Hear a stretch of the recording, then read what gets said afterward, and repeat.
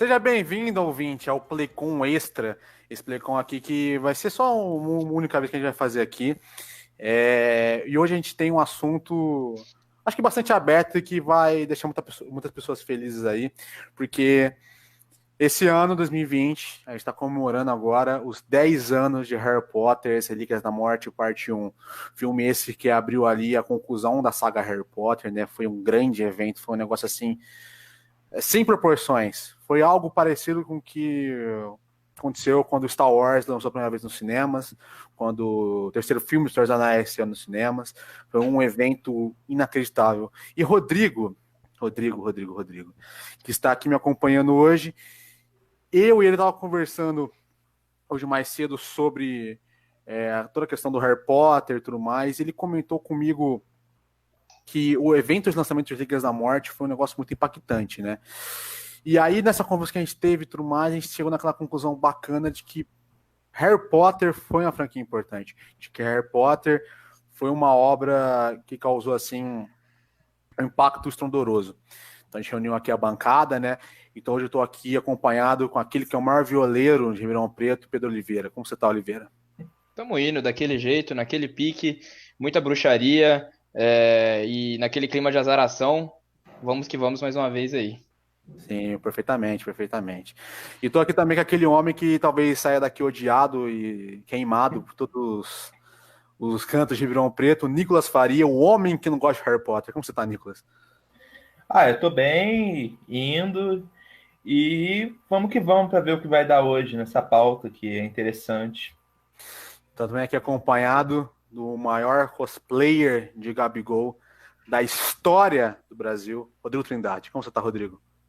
Tô excelente, velho. Tô animado. Olha, tava esperando também, igual a última vez, tava esperando pra falar disso, cara. Tava esperando pra falar disso, tô animado aqui. Vamos que vamos. Tá, Animado e animado e com pressa, né, Rodrigo está hoje, animado e com pressa. você tá ansioso, Talvez. então? Eu tô ansioso por vários motivos, Tá mas ansioso? principalmente por causa dele. Então, cara, então, já que você está ansioso e está tão assim apto a começar a abrir essa nossa discussão aqui, como que foi o lançamento de Harry Potter, as Ligas da Morte? Como que esse evento, né? Você disse para mim que você chegou a ir no lançamento do filme, né? Como que foi estar naquele momento, né? Porque foi um momento muito grande para a história dos filmes de cultura pop, dessas grandes franquias. Como que foi? Vamos lá. Cara, é um bagulho inexplicável. A saga começou lá em 2001, se eu não tô falando besteira. Foi em 2001, sim. 2001, e ela durou vários anos. Igual muitas sagas famosas que tem aí, eu ia falar Crepúsculo, né? É famosa, mas Star Wars, mais recente, Os Vingadores, tudo mais. 50 tons de E cinza, 50 tons de cinza, perfeitamente, fantástico. 50 tons de exatamente, cinza. perfeito, aí a gente conseguiu exemplificar bem. Então, como ela dura muito tempo, é lógico que vai ter uma fanbase enorme de fãs dedicados, fãs que gostam muito da obra, né? E assim como eu gosto de comparar com os Vingadores, que a Vingadores é mais recente para a galera perceber a dimensão. Quando anunciou a Harry Potter Parte 1, lá em 2010, cara, foi um alvoroço. Um alvoroço. Foi frenético o negócio. Porque aí dá a comparação com os Vingadores. Esse aqui eu vivi mais recente, então eu lembro muito mais, porque lá em 2010 eu tinha meus 8 anos. Pode ser que eu não lembre de tudo, mas eu lembro do sentimento. Uhum. Mano, todo mundo que gostava estava extremamente ansioso. Extremamente ansioso. Eu lembro que até hoje, se você pesquisar no YouTube, ah, quando anunciaram os trailers, tinha plateia, nossa, muita gente na rua assistindo, com um telão na rua. Era uma festa, era uma festa. Era como se fosse um evento, tipo, vai todo mundo, dia tal, parar para assistir isso aqui, sabe? De, Uhum. de tão grande que era. Era É, é, incrível. eu imagino que tenha sido um negócio parecido com o sentimento que o fandom de Star Wars teve, né? Quando saiu o primeiro trailer de O Despertar da Força, né? Tipo, era um teaser muito simples, era um teaser que tinha numa teoria 1 hora, não, 1 minuto e 20 de trailer, né? Mas que se você cortasse as partes em preto, tinha na verdade 30 segundos de trailer, né? De imagem do filme propriamente dito. Mas aquele trailerzinho com frases curtas, que você não entendia nada do que tá acontecendo na história, com a menina e um Falcon voando, estourou o número de visualizações no YouTube, né? E gente vendo no Times Square, o trailer enlouquecendo. E o evento de Harry Potter teve a mesma vibe com os Potterheads, né? Saiu o trailer da parte 1, anunciando também que ia ser iam dividir o livro final, né? Relíquias da Morte, em 2 partes, né?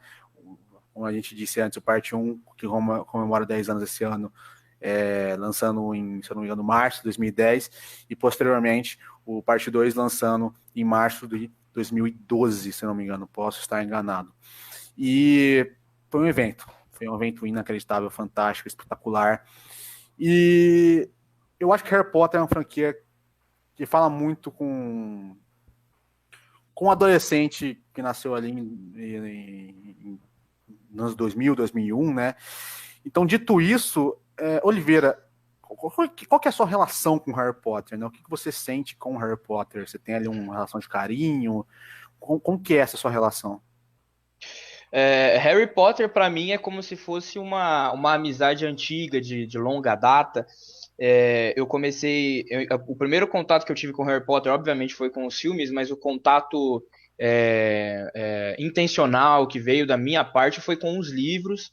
Eu li todos, na época eu li todos os 7 livros, né? Já tinha lançado na época que eu li. Uhum. Foi a primeira saga de livros, assim, de best-sellers que eu li. Assim, com vontade mesmo, então abriu esse mundo para mim, e eu, assim, isso na época, mais ou menos, isso foi na época que até o Relíquias da Morte Parte 1 tava lançando, eu tava mais ou menos nessa idade que o Rodrigo falou, 8, 9 anos, e isso, assim, foi uma coisa para mim que era a minha vida, né? Uhum. Harry Potter, então, e eu gostava muito, mas gostava mesmo, mas gostava com força.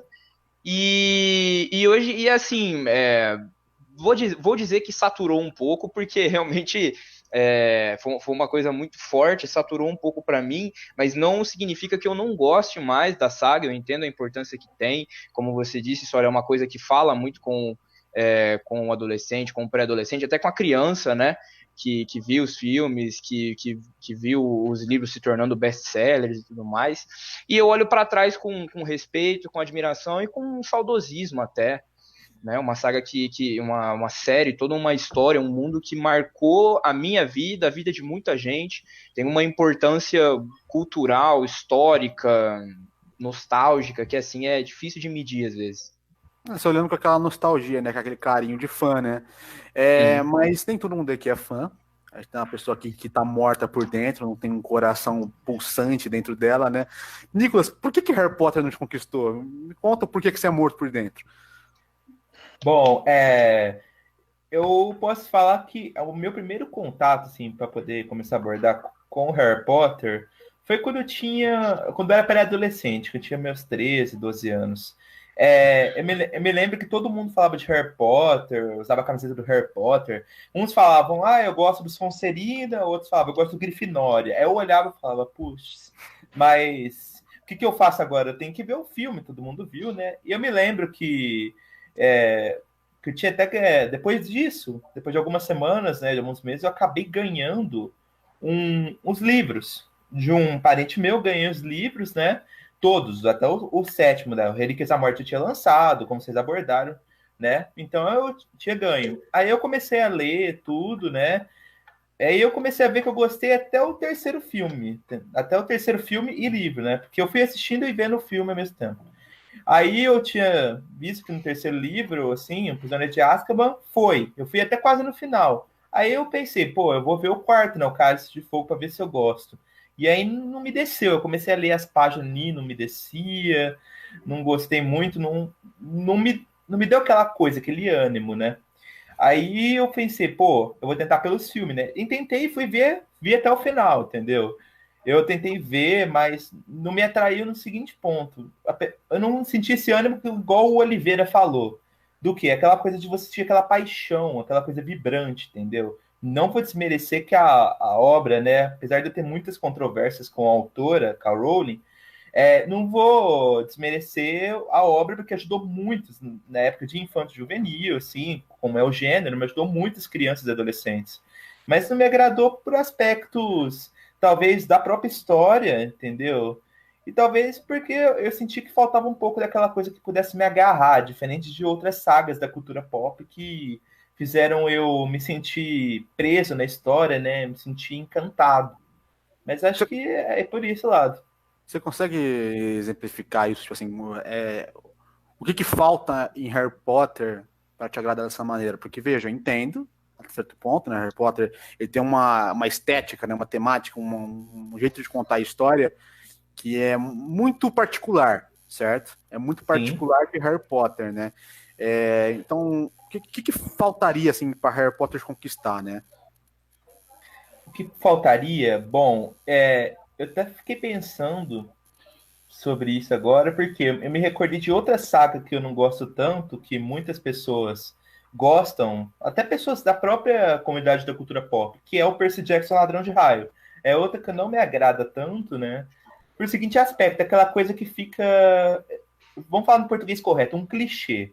Uhum, Você já sabe no final que o Harry vai conseguir deter, depois de algum tempo, o Voldemort, tudo. Você sabe que aquilo vai acabar daquele jeito, que de alguma maneira vai ter um final que, apesar de não ser belo, vai ser um final que vai seguir um rumo.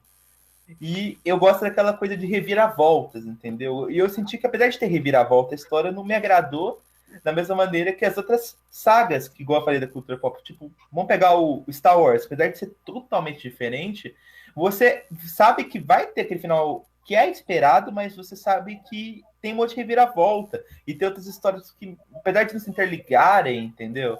Então eu acho uhum. que ficou faltando alguma coisa que simplesmente me chamasse atenção, assim, não Uhum. em vista dos personagens, mas da autora, até na escrita, eu senti que os dois pontos têm em comum que no Percy Jackson e no Harry Potter, porque não me atrai muito a coisa infanto-juvenil. Certo. Então, é por esses pontos que, apesar de eu, quando eu tive meus 14, 15 anos, eu era um pré-adolescente, não me desceu, entendeu? Diferente de outros livros, como Guia do Mochileiro das Galáxias, é, os próprios livros, igual outro que marcou muito, que é o Jogos Vorazes, o Divergente. Esses tinham uma história que era mais centralizada, mas não era tanto infanto-juvenil, tinha aquela coisa mais robusta, assim, mas é esse ponto que eu posso destacar que eu não gostei.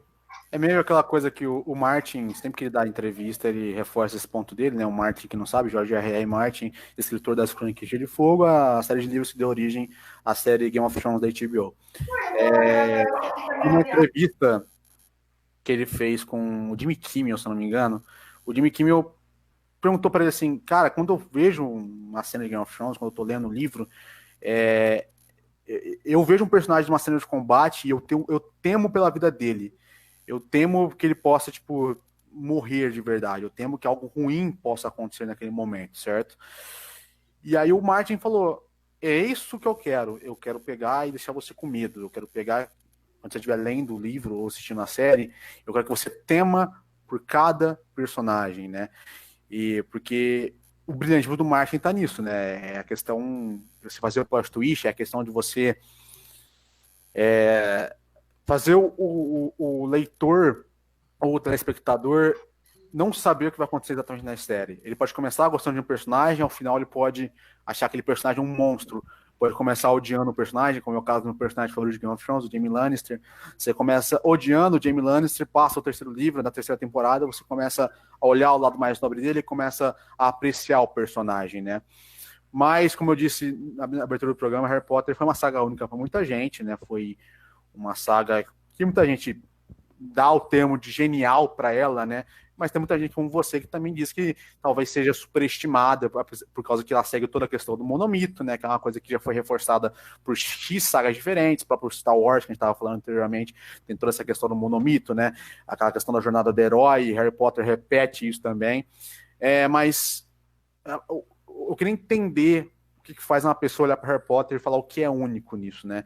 E Rodrigo, eu sei que você é um grande fã de Harry Potter, eu sei que você é aficionado por Harry Potter.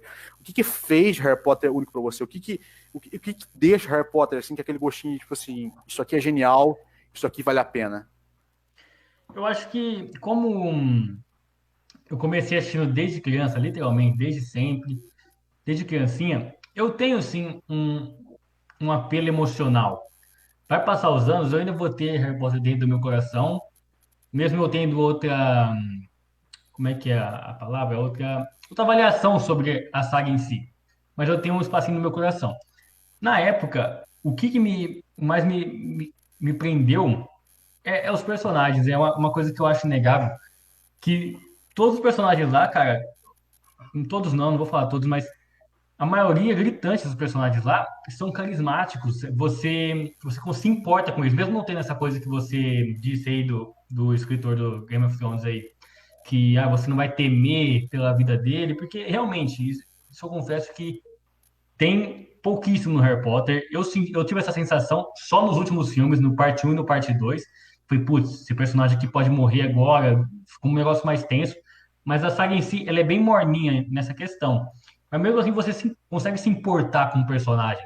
Se por acaso acontecesse alguma coisa com eles, você ia ficar triste, sabe? Foi isso que eu senti. É uma relação com os personagens, tanto com os protagonistas quanto com os personagens secundários. Uhum. E eu acho que eles trabalharam muito bem isso ao longo de todos esses anos. E personagens como o Snape, por exemplo, principalmente, porque começou o negócio, o cara, nossa, não, eu odeio esse cara. Eu odeio esse cara. Eu quero que acabe a saga com ele morrendo ou alguma coisa. Para chegar no final e a relação que você tem com ele de ódio, facilmente se transformar Uhum. em uma relação que você fala, nossa, cara, me dá um abraço, velho. Tipo, Sim, sabe? sim. Eu acho o jeito que os personagens são na saga, eu acho perfeito. Perfeito. É uma questão tipo do o carisma dos personagens, né, unido com uma trama, apesar de clichê, mas bem construída, né, causa esse efeito de é que nem Star Wars. Star Wars eu gosto de dizer que ele não é excepcional em nenhum ponto. Eu quero dizer assim, ele não é o filme com as melhores atuações, ele não é o filme com as melhores lutas, ele não é o filme com a melhor trilha sonora, talvez seja, realmente a trilha sonora é fantástica, mas enfim. Ele não é um filme que ele ultrapassa a linha do bom, né? Mas ele é muito redondo. E ele ser tão redondo e tão decente, todos os pontos que ele tenta mostrar, faz dele ser uma obra especial. Eu imagino que Harry Potter tem uma coisa parecida nesse sentido, né? Exatamente. Porque, aliás, e todo personagem, ele tem uma característica própria. Isso eu acho interessante. Não é nada muito aprofundado, mas ele tem. Por exemplo, o Fred e George, irmão do Rony, os dois são brincalhões, fazem piadinha, pegadinha e tal. Aí, do outro lado, tem o Neville, que ele é desastrado. No outro tem... Entendeu? Cada personagem secundário também, ele tem uma característica fixa dele, Uhum. que faz com que... legal, quando esse personagem está na tela, você não fica entediado, Uhum. sabe? A relação que eu tô falando. Cada personagem é diferente do seu jeito, sabe? Uhum. Entendeu o que eu quis dizer? Entendo. Oliveira, Pá.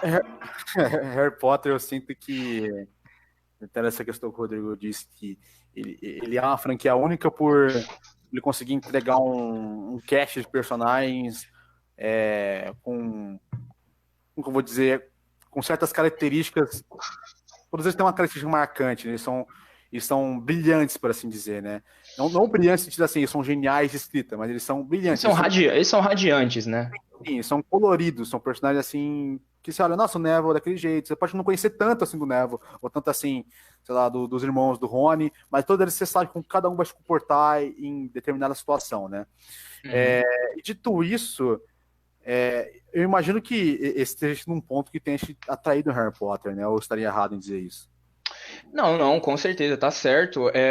O cast de personagens, os personagens, dentro dos personagens principais, isso é óbvio, é um trabalho muito legal que a J.K. Rowling tem, e mesmo de direção nos filmes, né? Você tem essa importância, esse destaque dado aos personagens principais, do Harry, do Rony, da Hermione, e quando você pensa em personagens secundários, isso mais os centrais, obviamente, que mais aparecem, como por exemplo o George, o Fred, ou o Neville, como o Rodrigo falou, ou mesmo o Snape, eles são personagens que têm uma característica marcante. Não tem uma personagem. Eles têm algumas coisas ali que são retiradas de arquétipos, né, de personagens, coisas que eles estão ocupando dentro do monomito principal, do roteiro básico do Monomito, mas mas ainda assim tem uma singularidade, entendeu?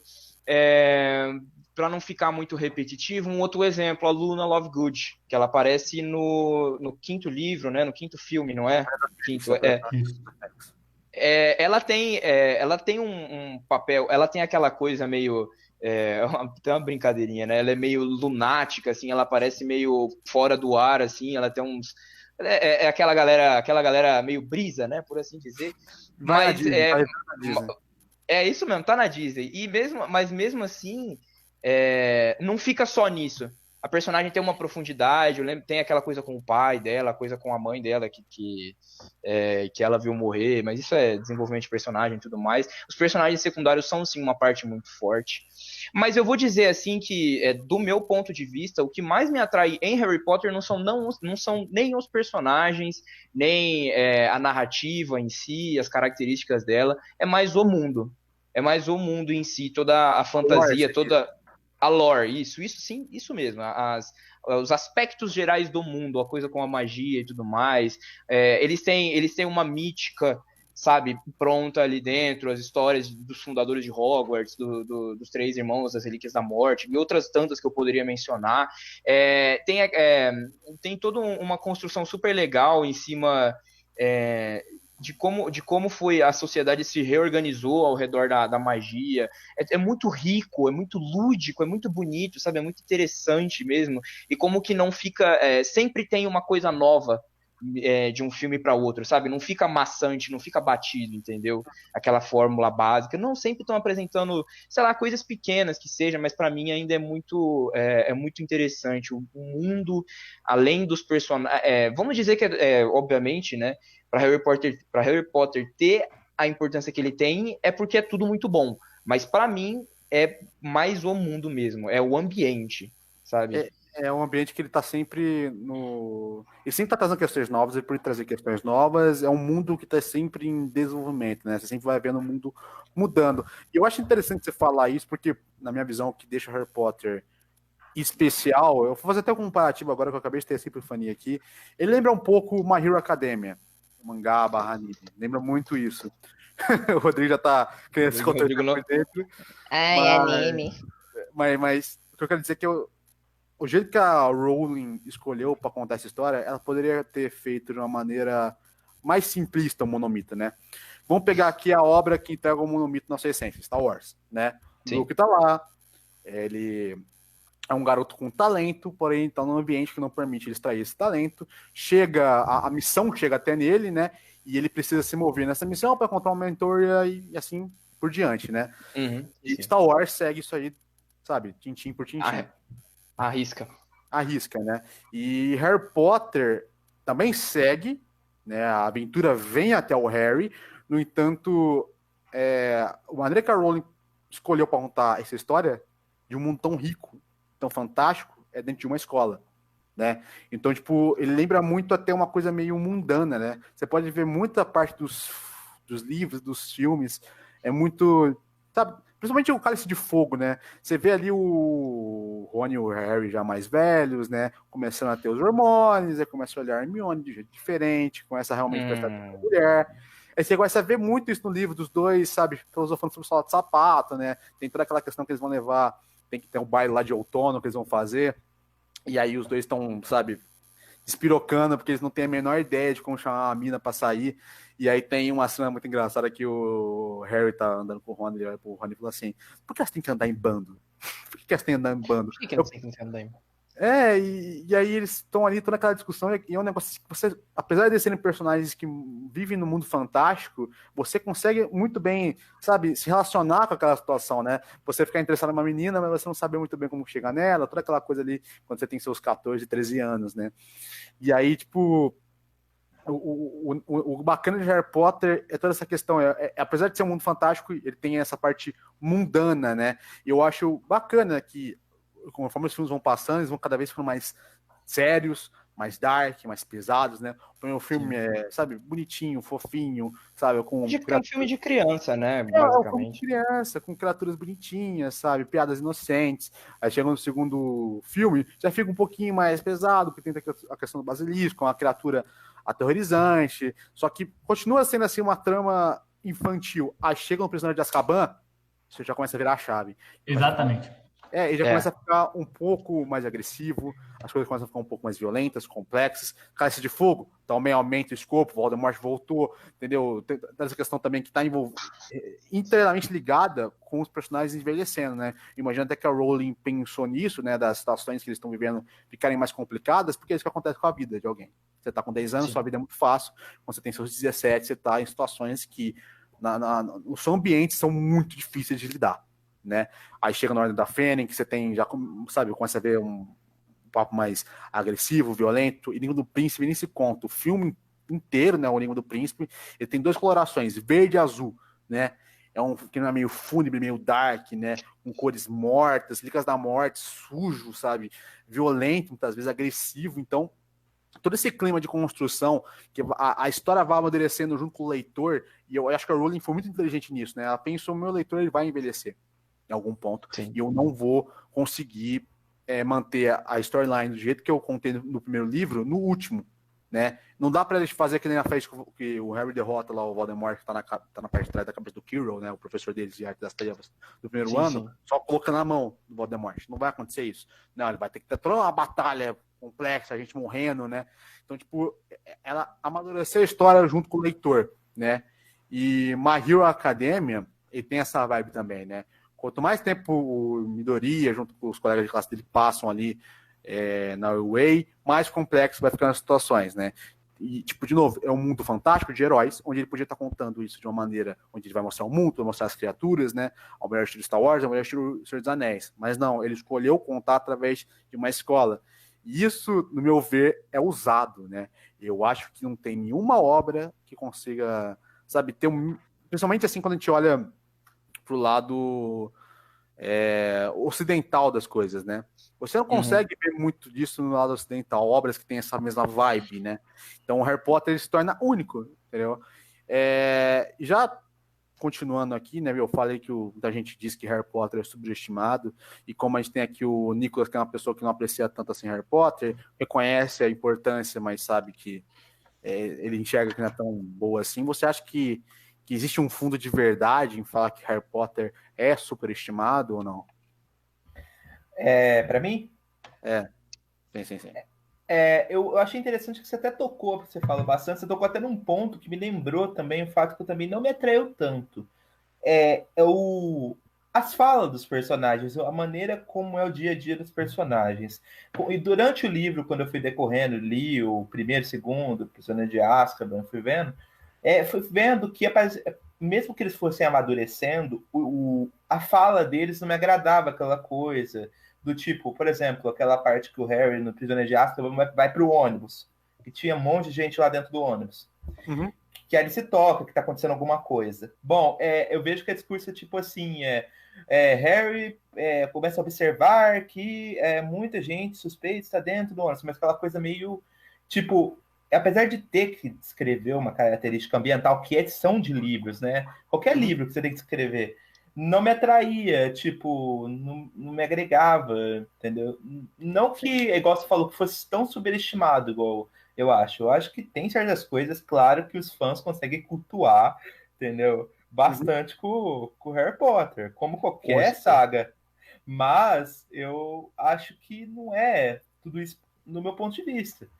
Que apesar de ser um belíssimo livro, é belíssima escrita, como eu falei, repito, tive várias discordâncias pessoais com o autor e não com a obra também. Da obra em si, eu posso falar que eu acho que as falas também não me agregaram tanto, aquela coisa de você ler ali, entendeu? Do Rony falando com o Harry, Hermione, durante o decorrer não me agregava. Igual você conta aquela história do que o Harry olhava e falou porque elas andavam em bando, entendeu? Em grupo. Eu tinha percebido essa fala também, só que não aquela coisa não colou. A mesma coisa que eu pego, por exemplo, igual eu falei das outras obras, você falou de Senhor dos Anéis é uma boa. Quando eu li o primeiro Senhor dos Anéis, tinha uma parte da floresta que eles falavam do... Como eu posso falar? De um mito da floresta ali, que eles estavam decorrendo, e apesar de todos os detalhes, me agregava, tipo, eu achava muito interessante todo aquele uma coisa meio enriquecida, entendeu? Então... Dava um peso maior para a situação, você diz, né? Harry Potter talvez não tenha isso. Talvez seja, apesar de ter um certo detalhamento, eu achava que faltava mais coisas, sim. É um discurso que a Rowling ela usa em Harry Potter, né? Que, de novo, tem que ter uma parte descritiva, porque o livro, ele não é uma... Não tem como, você tem que usar da sua imaginação para conseguir visualizar o que está acontecendo no livro. Tem que ter uma descrição. Mas eu concordo, sim. É um discurso que ele tem que ser mais lúdico, mais leve mesmo. Não pode ser tão enriquecido em detalhes para não complicar o discorrer da narrativa. Porque senão vira uma coisa, até que eu percebi nos livros de Senhor dos Anéis, que é um...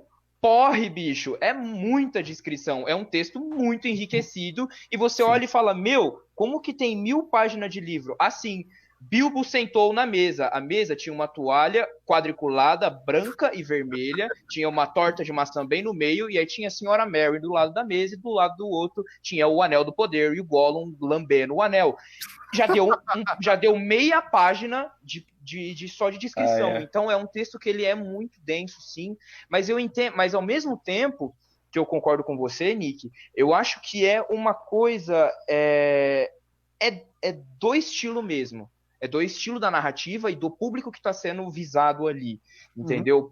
Quando eu estava com 8, 9 anos, primeira obra que eu tinha lido, tudo, nem me ocorreu isso, porque, de novo, é um primeiro contato com leitura, uma leitura, né, maior, assim, um pouquinho mais séria, e é feito para um público também que não está buscando também tanto desafio, assim. Sabe? Ao mesmo tempo, é uma questão de característica, uma escolha estética, uma escolha técnica. E aí, para alguém, para quando você já estava com os seus 13 anos, que foi quando você começou a ler, certo? Foi o que você falou. Quando você já está com essa idade, você já teve uma carga, já teve um contato com outras obras mais pesadas, ou mais pesadas de detalhe, eu digo, né?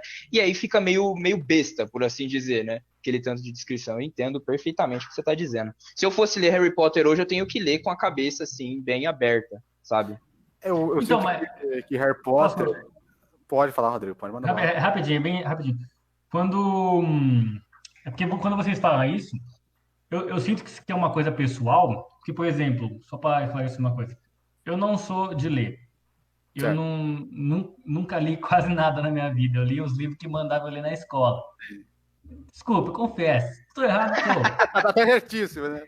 Estou errado, mas eu não consigo me prender a um livro, mesmo independente de possa ler a história. Mas, enfim. Mas, mesmo assim, então, acho que eu consegui ler só a Pedra Filosofal. Eu terminei de ler. Não li o resto por preguiça. Enfim, eu sinto que eu lendo pela primeira vez isso, eu não tendo uma bagagem de livro anterior, eu achei acessível essa maneira simples de ser escrita. Eu achei muito fácil e de uma maneira acessível de ler. Então, eu senti que isso que vocês falaram é um negócio mais pessoal, de pessoas que têm uma bagagem de livro, já leu o livro pra caramba, sabe? Teria isso, realmente, porque uma pessoa que nem eu, que não lê muitas obras profundas, que é uma escrita mais difícil, é muito fácil de ler. Mas isso não me atrapalha de maneira nenhuma a digerir a história, entende? Para você, muda sim quando você tá com outra perspectiva de outras histórias, um bagulho mais pessoal, não é? Eu imagino Mas é um defeito, exatamente, um defeito. Não é um defeito de maneira nenhuma. Eu imagino que talvez, assim, quando você tem uma bagagem... Acontece a mesma coisa com o cinema. Exato. Eu falei isso no... Não lembro qual Playcon eu falei isso, mas eu comentei que, por exemplo, quando as pessoas iam assistir o Coringa, né? Se você não tem uma bagagem de cinema muito grande, tipo assim, nossa, eu não assisti... Por exemplo, eu não assisti filme do Scorsese. Você não assistiu nenhum filme do Scorsese da sua vida. Você não assistiu nenhum filme do Tarantino da sua vida. Você vai assistir o Coringa, você vai achar que aquele negócio é uma coisa mais genial já feita na história do cinema, certo? Só que eu, por exemplo, sou uma pessoa que eu fui assistir Coringa tendo assistido Taxi Driver, tendo assistido o Rei da Comédia e tendo uma bagagem de cinema muito grande. Então, assim, tendo no cinema, assisti o Coringa, apreciei a obra, só que ela não sai do cinema falando aos quatro cantos que o filme era perfeito, que era, nossa, a coisa mais genial feita na história da humanidade, entendeu? Eu não cheguei naquela votação do IMDb e falei que ele era top 10 filmes da década, tá ligado? Discordo também dessa afirmação. Por quê? Porque eu sei que aquele filme ali, ele é um chupex total de Rei da Comédia e Taxi Driver. E isso não é ruim, veja bem, isso não é ruim, mas é um fato. Coringa só é tão bom quanto ele é, porque o diretor, que eu não vou lembrar o nome agora, ele... Todd Phillips, né? Todd Phillips. Ele é um cara que se inspira muito no Scorsese, né? Então, ele, por ter essa bagagem de filmes do Scorsese, ele fez um filme totalmente parecido com o filme do Scorsese, ao ponto até mesmo de copiar certas tramas, certo? Então, tipo, a mesma coisa acontecer quando você tem além de um livro, né? Você pega Harry Potter, você nunca leu nada na sua vida, você nunca pegou para ler um Asimov, nunca pegou para ler um Kubrick, não, nunca pegou para ler um Martin, um Tolkien, nunca pegou para ler esse tipo de obra, você vai ler Harry Potter, você vai achar que é a coisa mais maravilhosa feita na história da humanidade, né? Então, tipo, eu acho que também deve ter uma coisa parecida, tipo, que acontece com Star Wars. Star Wars, você precisa ter uma idade X para você conseguir apreciar e ter carinho. Você pode até gostar, você assistir mais velho, você pode até gostar. Só que o carinho, por exemplo, que eu só tenho porque eu assisti Star Wars quando eu era muito pequenininho. Tinha lá meus 6, 7 anos, meu pai tinha os DVD lá de Star Wars, eu pegava e colocava no DVD player, colocava e achava aquele negócio lindo, aquela nave voando, tipo, todo mundo telado, achava lindo, entendeu? Então a relação que eu tenho com Star Wars é nostálgica, é um carinho que eu tenho com aquela coisa, que faz eu querer acompanhar até os dias de hoje aquela obra, né? Não importa o que lance, seja ruim, Sessão Skywalker, seja bom, que nem os últimos Jedi. Eu vou querer ver tudo de Star Wars, porque eu tenho essa relação de carinho. Agora, por exemplo, se eu falo pro Rodrigo ver Star Wars, ele vai ter a opinião de uma pessoa que tem 19 anos e vai falar, esse negócio é meio clichê, né, cara? Esse negócio é meio zoado, né? E ele não tá errado, realmente é, porque ele não é mais o público-alvo. Então ele tá tentando ver Star Wars com a cabeça de uma pessoa velha que não vai conseguir passar um pano que nem eu passo. Star Wars, entendeu? Inclusive, eu tenho certeza que se uma pessoa da nossa idade agora, né, 18, 19 ou mais velho, fosse assistir Harry Potter, eu tenho certeza que essa pessoa vai gostar só dos 2 últimos filmes, dos 3 últimos filmes, do que dos primeiros, eu tenho certeza. Eu não sei nem se seria isso, mas eu acho que a pessoa talvez ela não tenha um apego tão grande, né? Porque essas obras, elas têm os méritos inacreditáveis. Star Wars, ele é o primeiro blockbuster da história do cinema. O negócio fez dinheiro que nem água quando lançou. Ele exponenciou a Space Opera no cinema, né? Ele é uma obra extremamente influente, né? Multibilionária, riquíssima, um universo incrível. Só que você vai pegar uma pessoa de 9 anos e falar assim: olha, assiste o episódio 4, existe uma nova esperança, né? O cara vai tentar, ele pode até gostar. Só que agora o carinho que eu tenho, ele não vai ter. Mesmo com Harry Potter. Uma pessoa de 9 anos, 20 anos vai assistir Harry Potter. Todos vai gostar, mas ele não vai ter o mesmo carinho que eu, o Oliveira e o Rodrigo tem. Dito isso, deixa eu ver um ponto agora que entrou aqui na minha cabeça. Toda obra tem isso, né? Um momento onde você está assistindo ou lendo qualquer outra coisa, jogando, e que você olha e fala, isso aqui é fantástico, né? Isso aqui é incrível. Que momento foi esse para você, Rodrigo? Que momento que você está lendo Harry Potter, assistindo Harry Potter, e você falou, caralho, esse negócio é sensacional? Olha, lembrar de um momento é difícil. Eu acho que, na verdade, acho que eu tenho um momento, sim. É um momento bem simples, lembrando que eu era uma criança quando eu assisti esse filme. Mas O Prisioneiro de Azkaban, que inclusive é o filme que eu mais gosto de toda a saga, a cena... Nossa, tudo nesse filme, na verdade, me impressionou na época. Primeiramente, o fato lá do Lupin ter virado um lobisomem, eu, como uma criança vendo isso, eu falei, nossa, mano, que bagulho muito louco. Bagulho muito louco, punk rock. Eu achei incrível na época. E ainda mais incrível como a história do filme em si, que tem a viagem no tempo, sabe? Cara, essa parte da viagem do tempo, acho que o Oliveira concordou pela reação dele. Quando teve isso, eu falei, velho, que é isso? Que bagulho maravilhoso. Isso é uma dessas coisas que eu falei que Harry Potter é tipo assim, é demais da fantasia, né? Da coisa dos caras. Porque você pensa em magia naquele mundo, vai desde lobisomem, passando por centauro, até chegar em Viagem do Tempo e Martin McFly, tá ligado? É Então, muito rico, né? É é muito muito. rico. É muita. É literalmente assim, é um universo fantástico onde tudo é possível. Tudo é Uhum. possível, basicamente, né? Sim, e aí, como criança, Pode falar, Vou pode falar. colocar uma vírgula no que você falou, inclusive a transformação de Lupin em lobisomem no terceiro filme é, Pô, é uma das transformações, assim, sem brincadeira alguma. Desde lobisomem americano, eu não via uma transformação tão agressiva de lobisomem. É um negócio, assim, doído. Ele vai se contorcendo e é um lobisomem estranho, porque ele não tem pelo, é um lobisomem pelado, né? é uma coisa meio. É meio... esquisito, é esquisito. Foi legal mesmo. Aquilo, eu lembro, eu tenho. Sem querer me adiantar, mas eu também gosto de Prisioneiro de Azkaban muito. Eu também, E, e fantástico. é muito. E é pra mim, assim, bicho, essa cena é que assim, quando eu, de novo, quando eu li os filmes, quando eu era. Quando eu li os filmes é dose, né? Quando eu vi os filmes e quando eu li os livros, eu vou ser bem sincero, eu era bundão, cagão. Sim. Essa cena da transformação do lobisomem quase me fez dropar o filme, bicho. É punk mesmo. É punk mesmo. Agressiva. Tem isso também. Mas a questão acho que do Prisioneiro de Azkaban que faz também é meu filme favorito. Ele é fantástico. Eu acho que a Rowling ela tem um talento específico em escrever mistério. Todo filme de Harry Potter tem um mistério, né? Que eles têm que resolver. É quase um negócio meio Sherlock Holmes, se você for parar pra pensar, né? E a Rowling, ela tem um talento para escrever mistério, né? Ela vai colocando pequenas pecinhas ali de quebra-cabeça, sai pensando, no final faz todo sentido, né? O que ela está construindo ali. E Prisioneiro de Azkaban, essa questão que você falou do virar-tempo, Rodrigo, ela é muito bem trabalhada, porque o Ron e o Harry ficam falando o tempo inteiro, como é que ela tá nessa aula? Essa aula tá no mesmo horário da outra. O que ela tá fazendo aqui? Como que ela tá tendo essa aula? Era pra aí do nada ela some no meio da cena, né? Tipo, tem cenas no filme onde tá assim, os dois estão sentados na cadeira, aí do nada ela aparece do lado dos dois. Aí você fala, peraí, o que é isso, né? Você não compreende o que tá acontecendo. Você acha até que talvez seja um erro na direção, depois para explicar que na verdade já vira tempo, e é assim que ela tá assistindo tantas aulas de uma vez só, porque a Hermione, ela é uma tarada por estudos, né? E é muito sutil isso aí, né? Porque, Isso. óbvio, hoje em dia você sabe da história, você vai assistir, você consegue prestar atenção e falar, isso aqui tem a ver com isso aqui, tá?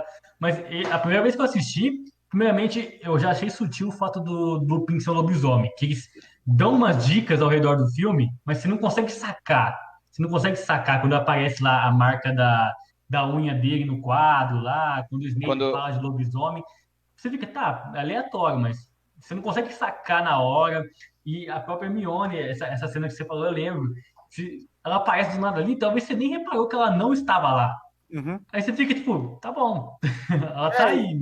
e é um É bem negócio sutil. meio brilhante, porque esse negócio do Lupin ser lobisomem é tão bem construído ao ponto assim, tá? Ele vai ver o bicho-papão, aí vira uma lua. Aí você fala, que isso? ia falar Exatamente. isso. É, Demorei anos pra compreender isso. De verdade. aí vira uma lua. Aí depois tem toda aquela cena sensacional do falecido ator que fez o Snape, eu não vou lembrar o nome dele agora, mas ele tá Alan fantástico. Rickman. Isso, Alan Alan Rickman. Rickman. Tá fantástico Alan o papel. Aquela cena incrível dele indo dar aula de defesas das artes das trevas, né? Substituindo o Lupin. E aí chega lá, ele pula metade da matéria e fala assim: abre na página 344, né? E a Hermione, mas ele tá só estudando tais monstros, não, calada, não abre na página 344. Lobisomens, né? Aí quando você fala de lobisomem, e a Hermione depois até pontua isso. Foi por isso que o Snape pegou e pediu pra gente estudar isso, porque ele sabia que você era um lobisomem, né? Então, tipo, é um negócio muito bem construído isso, da questão do lobisomem, do Lupin ser um lobisomem, é fantástico, né? O Rowling tem esse talento para escrever mistério como ninguém. E Nicolas, queria saber de você, a gente tá falando desses momentos aqui tão fantásticos de Harry Potter, não tem nenhum momento, nenhum filme assim que você fala, não, isso aqui é legal, isso aqui é bacana. Você quer saber a respeito desses momentos fantásticos, na minha opinião, no Harry Potter ou no quê? No Harry Potter. Não tem nenhum momento ali que, tipo assim, você tá assistindo Prisioneiro de Azkaban, ou até mesmo Relíquias da Morte, parte 2, quando revela toda a questão do Snape, não tem nenhum momento ali que você fala, não, isso aqui é realmente muito bom. Nada, tipo, nada você acha incrível. Tem dois momentos que eu acho bacana, porque, como eu falei, assisti todos os filmes, mas ler até o terceiro. Uhum. O primeiro momento é quando começa aquele mistério, lá pro o terceiro ou quarto livro, filme, né? Que é a respeito do tio do Harry, aquela coisa do meio. Aquele clímax me Ah, do chamou Sirius bastante. Black, você diz. Sirius Black. Uhum. Do Sirius Black me chamou bastante atenção essa parte, entendeu? Apesar de não gostar da obra, me chamou bastante atenção esse mistério todo, de como eles vão descobrindo. E outro ponto que deve ter marcado para todos os três, e para todos os Potterhead, que é a respeito do Dumbledore. Quando ele parte, entendeu? Que o Harry encontra ele naquele lugar branco, bonito, para falar com ele. Que é uma das coisas. Isso no sexto filme ou no sétimo? Isso, quase no final. É no oitavo filme, né? Porque é parte 2. É. Né? Eu ia falar até, ainda bem que você trouxe isso, porque eu ia me sentir mal se eu não falasse disso. Mesmo eu gostando muito de Prisioneiro de Azkaban, ele tá lá em cima pra mim, em conceito nos filmes, junto com o Príncipe Mestiço. Uhum. Porque, pra mim, cara, aquele, eu acho assim, eu tenho um carinho especial pelo Prisioneiro de Azkaban, por todas essas coisas que a gente falou aqui, mas também porque foi o primeiro filme que eu assisti, se eu não me engano. Eu conheço esse filme, eu acho que eu já tinha visto ele de antes de ler os livros, então tem uma coisa ali, mas o Príncipe Mestiço, pra mim, é o melhor de todos em muitas questões, porque ele diverge disso que você falou, Nicolas, da questão que é muito... É um monomito que o Soli falou, é muito na risca, assim. O sexto filme, ele, assim, é uma construção. Ele é um filme que ele é de transição. Ele não é um episódio marcado, assim. Tanto que aparece aquela coisa que tá... os caras lá, tipo, a galera do Voldemort tentando dar um jeito de entrar lá em Hogwarts. Que é quando e aí eles entram no final do filme. E é um filme que eu acho ele muito corajoso. Ele tem um clima completamente diferente de todos os outros. Eu diria até mesmo diferente do Relíquias da Morte, porque ele é muito, muito, muito sombrio, cara. É um filme que ele é... Verdade. Ele é um filme que ele é um filme que ele tá, como ele já tá anunciando o que vai acontecer nos próximos, ele é um filme, tipo assim, você sente ele que ele tem um clima de decadência, entendeu? De derrocada. Eu acho muito legal a questão daquela bacia das memórias, que é super legal, aquela questão do Draco, ele tá atacando estudantes, aquela cena do Harry contra o Draco no banheiro. Nossa, que ele usa aquele feitiço do Snape, também ótima reviravolta, gosto bastante disso. Né? Sectum Sempra, e aí ele abre uma lenhada de fora a fora. Matou ali praticamente, né? Ele basicamente matou o Draco ali, velho. Matou. E é muito legal, já tem aquelas coisas, até que o Soli falou das questões mais mundanas de Harry Potter, aquilo lá já tem temas ali profundos de amor, de romance bem construído ali, que já tá começando a aflorar assim, entre os personagens. É muito brabo. Eu vou falar isso aqui. Eu vou falar. Só pra ser um pouquinho hipster, meu filme favorito de todos é O Príncipe Mestiço. Vocês, ó. É engraçado você falar isso, porque é uma opinião muito impopular. O pessoal que lê os livros também odeia o filme do Enigma do Príncipe. Odeia, acha que é um desrespeito com o livro.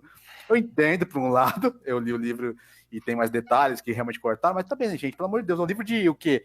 Qual é o tamanho do livro? Tem umas 500, 600 páginas. 500, 600 páginas é muita coisa. Como. Teria que fazer 2 filmes para aquilo ali ser resolvido, né? E não tem nenhum momento ali que dá para você dar um corte bacana, tá ligado? E contar um outro filme.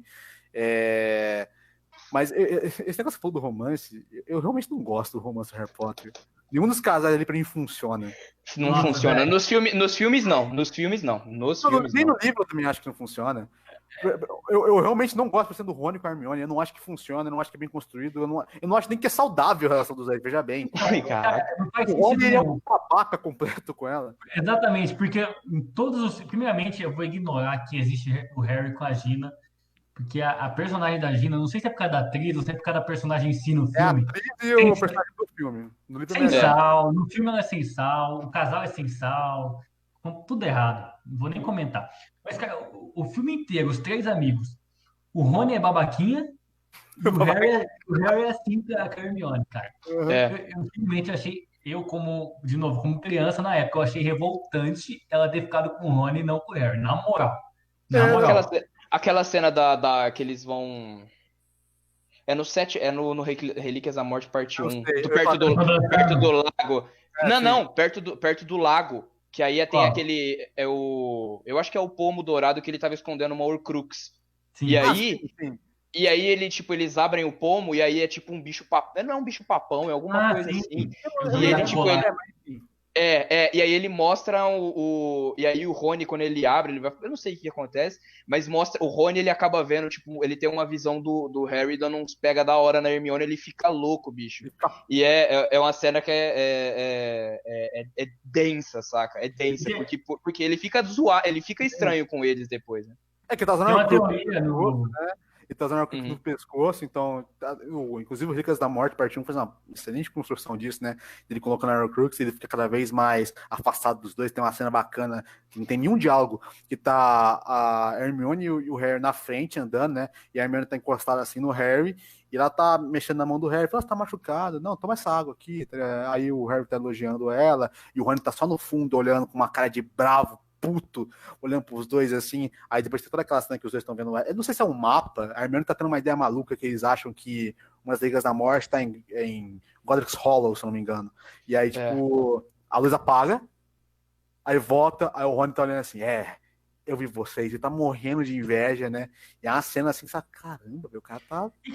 E isso não é uma loucura do Rony, porque eu senti uma tensão ali entre os dois, e inclusive tem uma teoria vocês devem conhecer, né, na novidade, que a cena que eu tinha mencionado, quando ela tá lá, o Rony vazou, né, brabão, vazou, aí Dor a de Hermione corno. vai lá, isso, a Dor Hermione de vai corno. lá, corta o cabelo do Harry, os dois dançando, tem a teoria de que aquela cena foi, tipo, quando os dois perceberam que o máximo que eles poderiam chegar de se relacionar é isso aqui, tipo, velho, mais que isso aqui né, a gente não consegue, porque a amizade é muito boa, não sei o quê, mas a teoria é que até os dois tinham interesse, porque tem uma tensão ali nesse filme que é bem grande.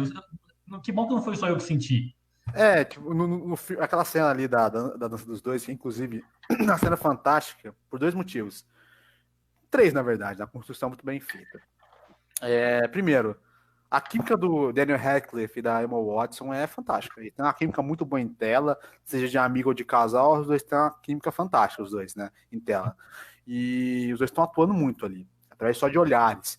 E a música que toca, O Children, do Nick Cave, ela fala, né, de crianças amadurecendo, né, de passando por situações difíceis, né, e exatamente aquele ponto. Eles estão vivendo eles tentam voltar um pouco, assim, naqueles momentos bonitos que eles viviam em Hogwarts, né, se divertindo, brincando um com o outro, naquela dancinha que os dois estão tendo.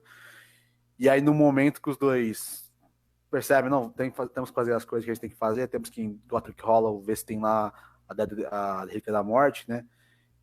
O clima volta a ser todo triste e deprimente de novo, né? Os dois fecham a cara, tipo, o Rony saiu daqui, está sozinho aqui, e é uma cena muito bem construída, né? Mas voltando a coisa que a gente tá falando dos casais, aquela cena ali, você sente muito mais química dos dois naquele momento do que do Rony e da Hermione a série inteira, né? Principalmente nos filmes, né? Nos livros você também sente mais química entre o Harry e a Hermione, mas ainda assim você tem vários momentos ali que você tem outros momentos do Rony e da Hermione no livro, então tem uma construção minimamente bacana. Não gosto, mas bacana, aceitável, né? Por assim dizer. Na verdade, para ser sincero, eu senti uma química entre o Rony e a Hermione,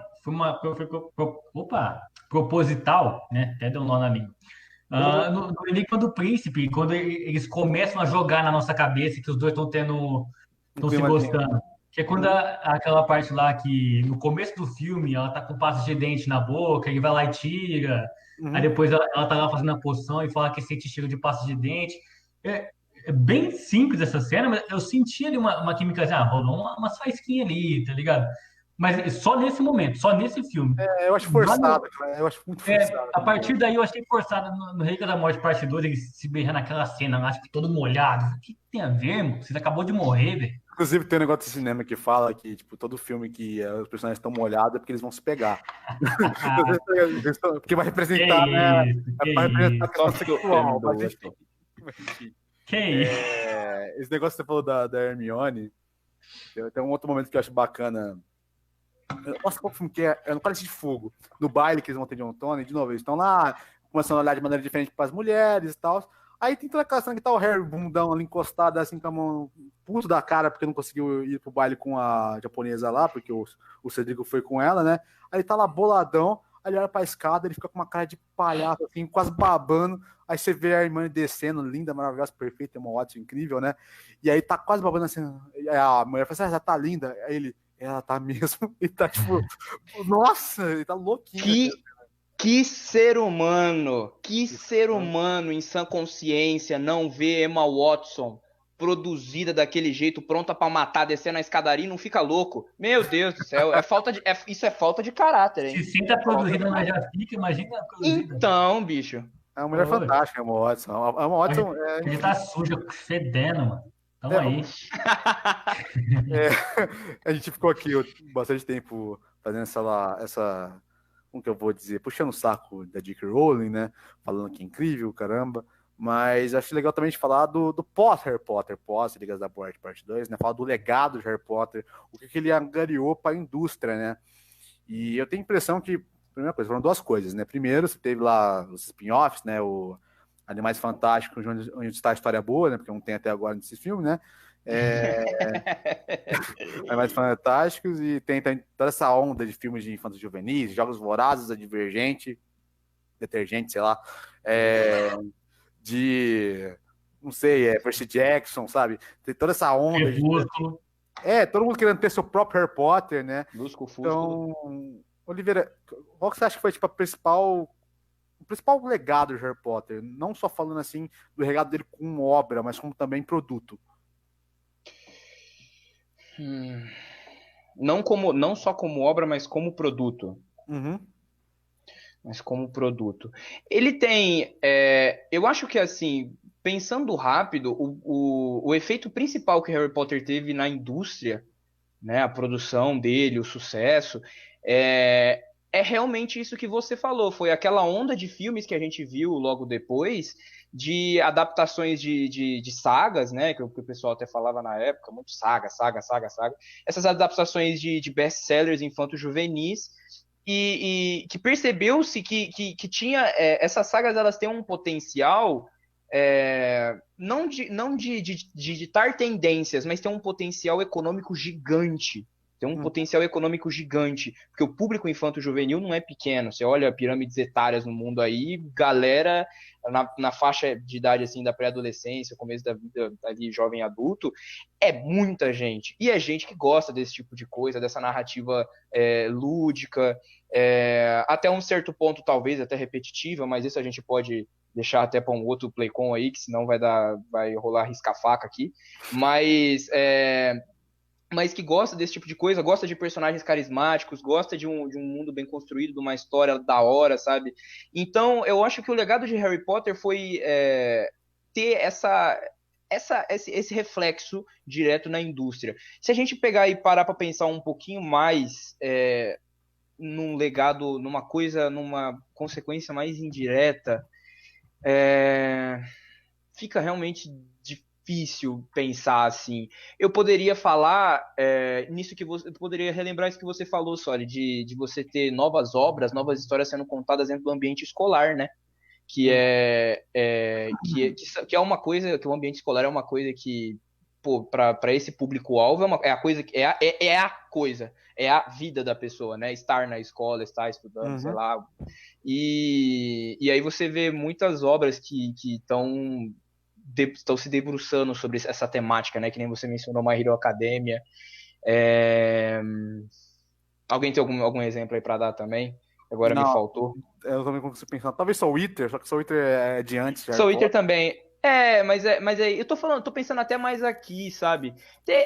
Você parar pra pensar, por exemplo, na nova visão que se teve sobre X-Men e tudo mais, por exemplo, os Novos Mutantes agora, eles são tudo adolescentes. É uma boa explicação, né? Essa questão. Um bom exemplo você tá dando aí. Questão de heróis adolescentes.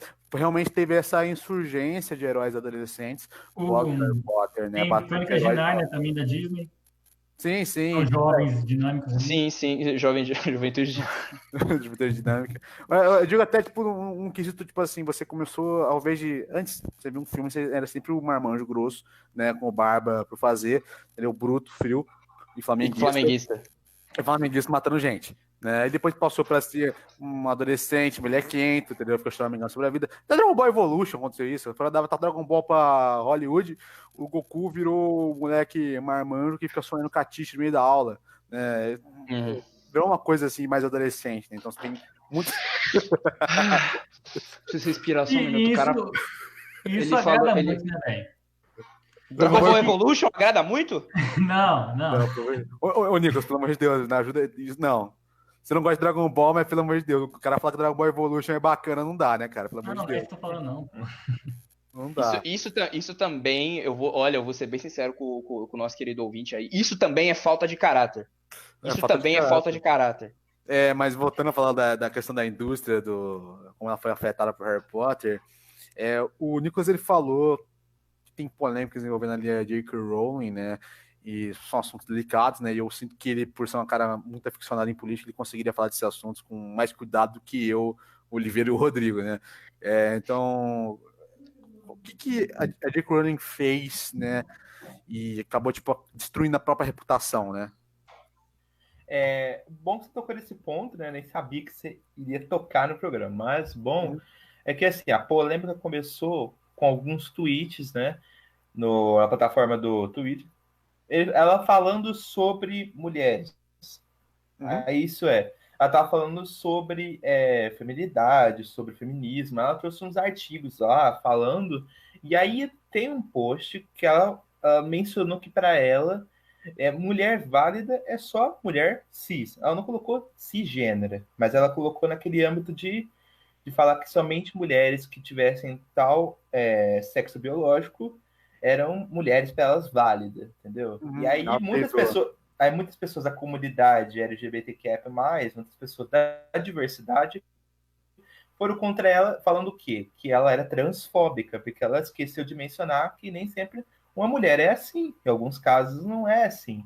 E aí pegou mal para ela e aí começou a fama de que ela simplesmente era preconceituosa, de que ela não era uma pessoa aberta, entendeu? Muita gente até confundiu, se na obra ela, por exemplo, quando eu falar do Dumbledore, tem alguns pontos que as pessoas fazem aquela criação do tipo, será que o Dumbledore ele se atrai por tal gênero ou por outro? Então tem uma história meio por trás que acontece, que tem gente que acredita no outro, tem gente que acredita no tal. Confirmado, na verdade, o Dumbledore ele é homossexual, mas enfim. Dumbledore ele é homossexual. O Dumbledore ele é homossexual, mas tem muita gente que evita falar disso, mas ele é sim.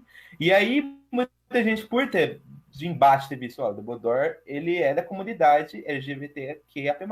E como assim a Rowling ser transfóbica? Então muita gente criou essa coisa tipo assim, bom, a obra a gente mantém alguns, né? Tô falando por alguns que eu vi nos tweets, eu vi na internet, alguns falam assim, a gente vai manter a obra viva, mas a gente vai esquecer da Rowling. Tem gente que fala assim, não, eu vou manter a Rowling, apesar dela ser transfóbica, eu vou manter, mas eu vou manter a obra junto. Tem gente que desistiu. Tem gente que desistiu de gostar do Harry Potter, de todas as obras da Rowling, de que já existiram, e desistiu de acompanhar qualquer coisa relacionada à autora. Então, essa é a polêmica que rolou nas redes sociais.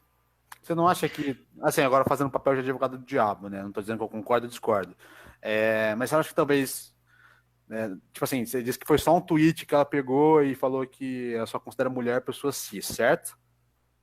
É um tweet que tinha alguns artigos. Ela mostrou, tinha imagens, tudo, links, que ela colocou a respeito, e um desses tweets, que eram tipo como se fosse uma thread, um desses tweets, né, desse segue-fio, era lá falando que ela só via mulheres como mulher sendo, né, cisgênero, mas não falando com essas palavras, mas a respeito de só tendo tal órgão, entendeu? Sim, entendo.